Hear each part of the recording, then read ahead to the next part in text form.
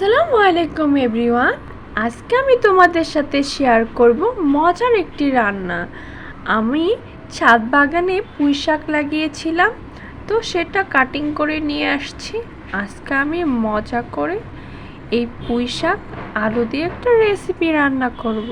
এই তো পুঁই শাক কেটে নিয়েছি, আলু কেটে নিয়েছি, চিংড়ি মাছ কেটে নিয়েছি। এবার আমি পেঁয়াজ, কাঁচামরিচ, আদা রসুন, হলুদ, মরিচ দিয়ে ভালো মতো কষিয়ে নিব। তারপরে আরেক পাশে আমি ভাত বসিয়ে দিয়েছি দুপুরের জন্য। তারপরে আবার আমি মশলার মধ্যে কষিয়ে আলুগুলো দিয়ে দিচ্ছি।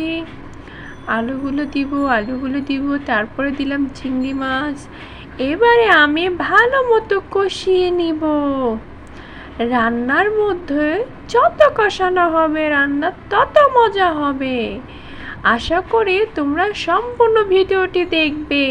আমার রান্না কেমন হয়েছে কমেন্টে জানাবে। এই তো আমি ঢাকনা দিয়ে ঢেকে রেখে দিয়েছি, আলুটা প্রায় গলে আসছে।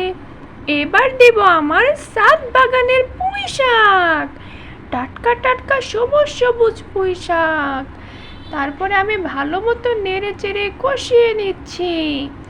রান্নাটা দেখতে যেমন সুন্দর তেমন খেতেও দারুণ মজা হয়েছিল। আমাদের শরীরের জন্য শাকসবজি খুবই ভালো।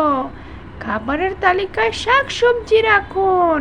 এরপরে একটু পানি দিয়ে দিয়ে দিচ্ছি আমি সওয়াজ পাতা, বিলাতি সওয়াজ পাতা। এই তো আমার রান্না কমপ্লিট। ধন্যবাদ সবাইকে।